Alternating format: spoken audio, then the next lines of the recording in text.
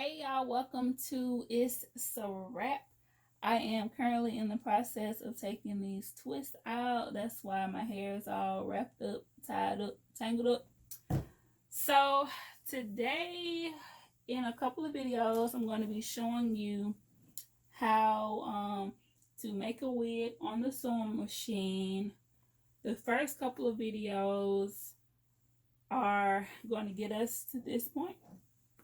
Okay, so one thing that I am noticing, even with pinning it, I still would like to see a line as I'm stretching it where it needs to lay. So what I have done is put it on the poly foam head.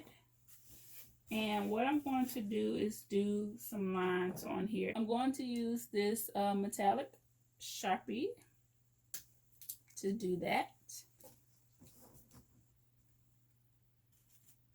And these lines are just going to give me some guidelines so I can kind of see, whether I need to be on the line or in the middle of the line, just something that'll kind of, just give me something to see so I can kind of see what's going on. Just like that. So if this is all I did, just these 4 lines would help me a lot. But I'm gonna keep going and do a few more lines. I'm still going in that U shape. And as I get up here, the tracks will start going straight across.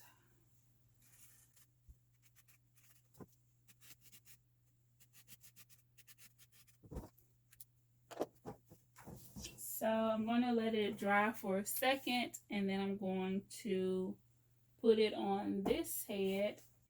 So this is why you want to use the metallic marker, because it's going to show on the black material.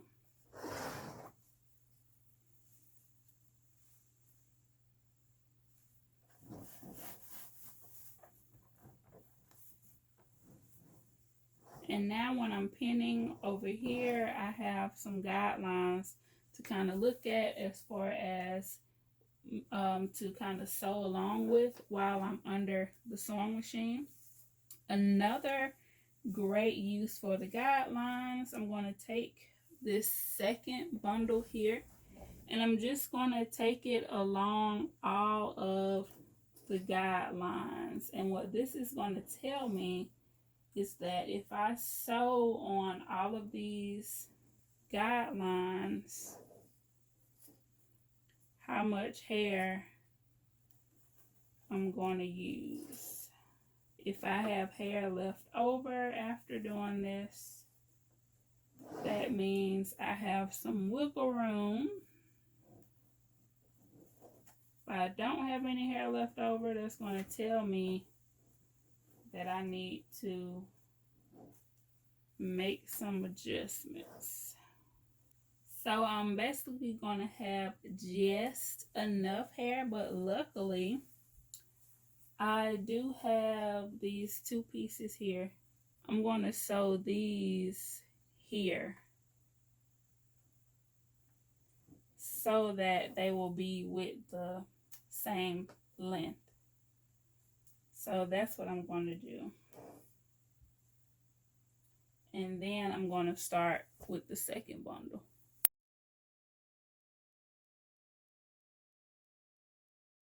It can be a lengthy process, but as you get used to it, it could be a really quick and easy process. I have had someone get a wig on my free wig promotional, where you buy the hair from me and you get the wig made for free. And I made the wig like while they were here, and doing that by hand would have taken longer, but doing it on the sewing machine, I was able to quickly, kind of run it through and do it like that. So that's something to think about as to, why you should try to learn how to do it with the sewing machine. Um, in case you have that kind of situation to come up. Hello, welcome back. As you can see, I took my braids off, so hopefully I'm going to be wearing her tonight. Okay, it is my 4-year wedding anniversary, so I'm super excited. So of course I'm gonna do a makeup look. I'm gonna do a video of me putting it on, all of that, so don't worry about that. Okay.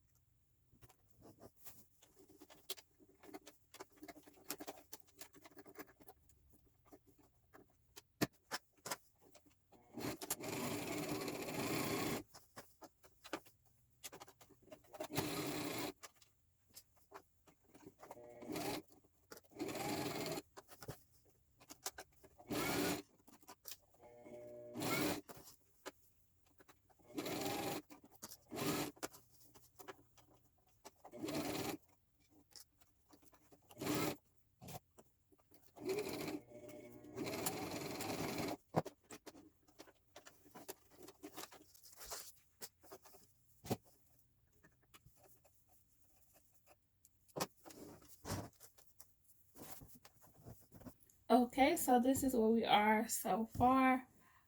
For this next one, because we have a lot of curly hair and it's getting kind of hard, pushing that through here. I'm going to take it through the other way.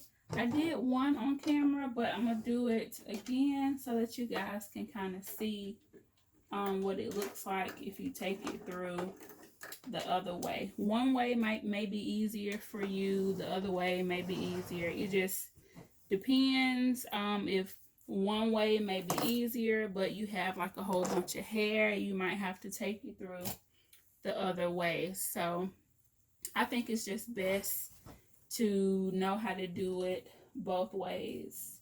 And the main difference is going to be the same results and everything. The only difference is the way that you're turning the wig is going to be the opposite direction.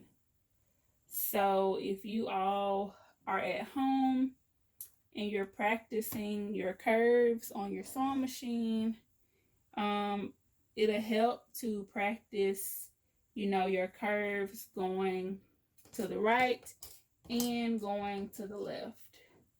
So I'm just going to pin this one on here.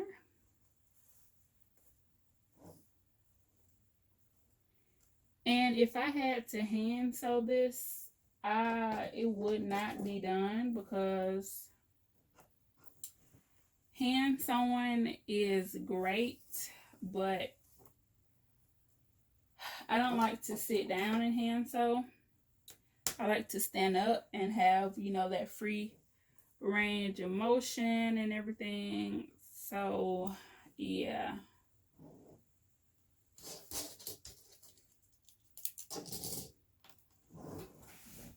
So after I pin it, and I dropped pin. So after I pin it to the head like this, I clip it. And I bought some new scissors so that I could do this effectively. These scissors are great. I'll try to put the link below from Amazon where I got them. So after I pin it like this, then I'm going to go back and make sure it's only pinned to the cap and not the canvas head. So that's what I'm doing now.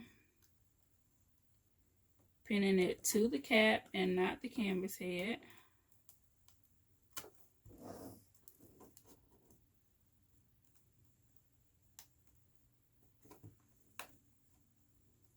And starting out, pinning it is a little tricky, but after a while you kind of get the hang of like how you need to come through the fabric.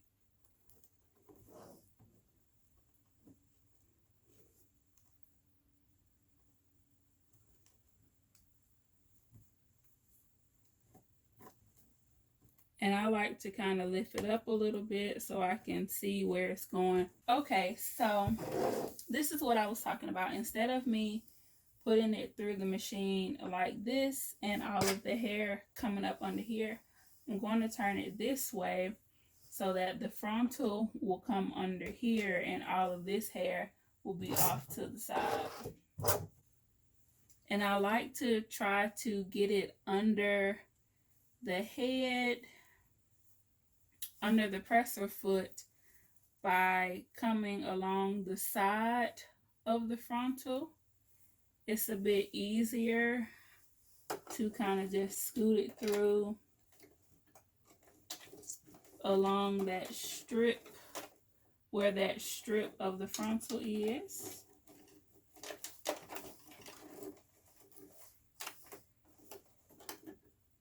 And then I like to kind of position it in here somewhere so that I can make sure that it's not any hair stuck around it.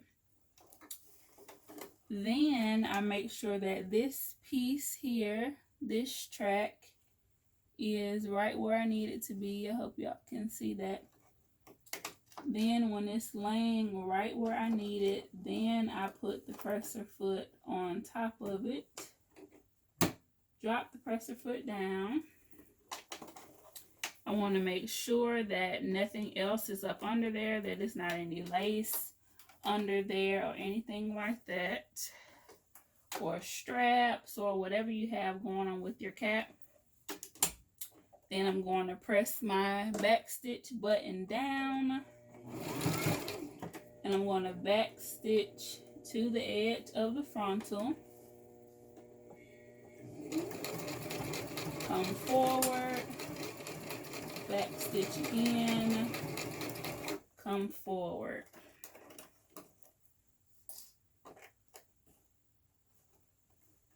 Then after that end is stitched down, then you can continue.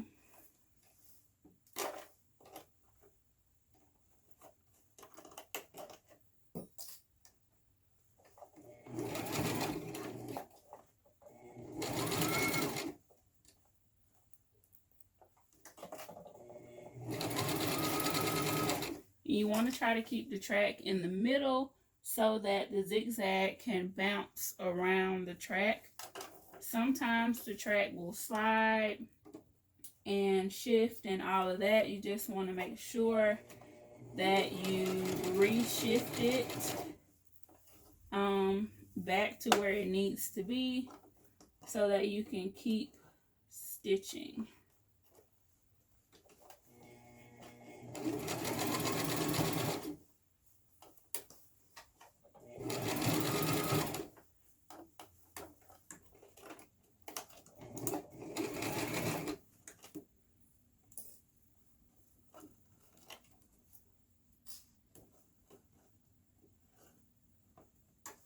And having the lines on here is really helping. It's doing exactly what I need it to do, so that when I remove the pins, I can see exactly where the weft needs to lay.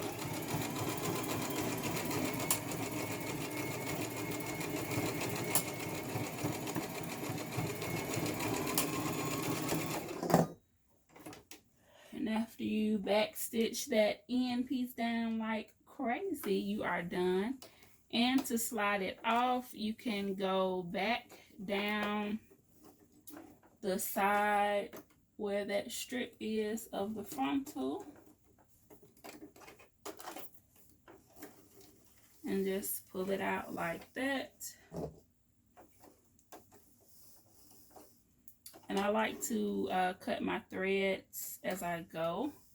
If I try to wait till the end to cut my threads, I feel like sometimes some threads get missed.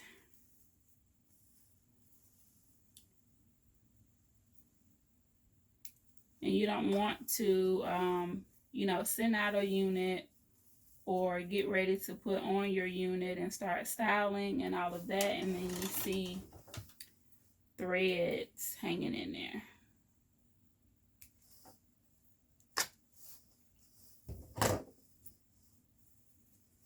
All right, you guys, we are almost done. Okay, so I just sewed my last curve track. Now the next tracks are going to go straight across. And to do these, I don't really need to pin them down or pre-cut them or anything like that, because this area on the head is pretty flat. So I'm just going to take the rest of the hair that I have and I'm just going to start sewing.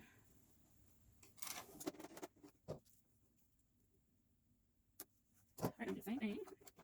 And I'm cutting the braids on bottom. I'm going to cut those when I remove it from the cap.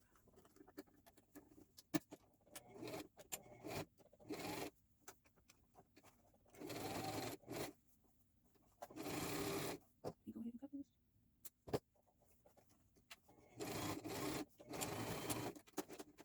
And before you start moving the needle and all that, you make sure that your needle is in the upright position. Okay.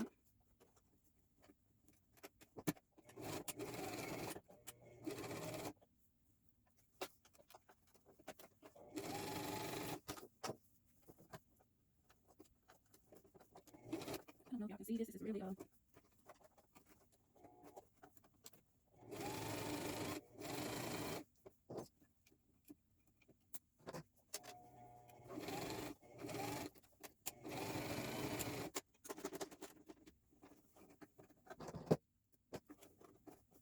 all right, so this is the last piece, and it's going to go right here.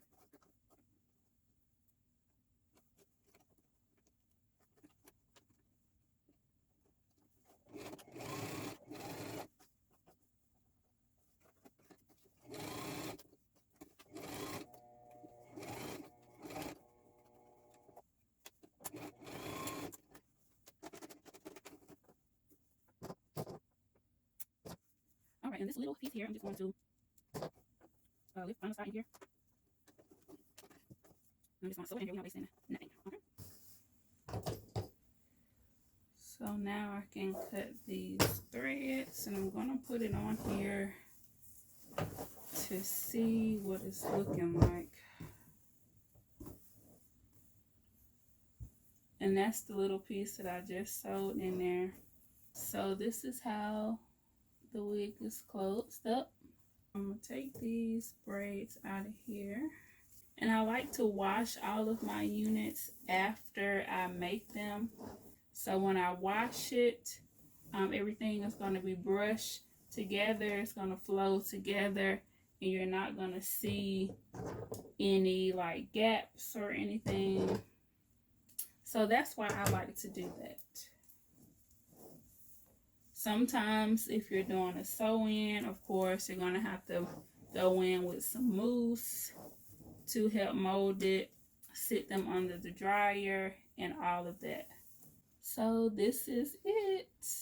Stay tuned for the next video to see the styling and to see me put it on and all of that.